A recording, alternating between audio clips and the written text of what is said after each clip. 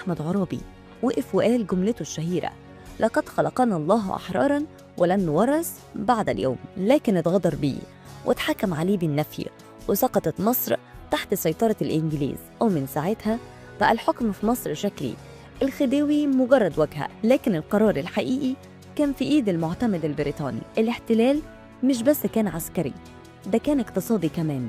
سيطروا على قناة السويس واحتكروا التجارة وخدوا خير البلد لنفسهم وسابوا الشعب يعاني. المصريين ما سكتوش من 1919 وثورة سعد زغلول لحد مظاهرات الطلبة في الأربعينيات، والشعب بيقول الإنجليز لازم يمشوا.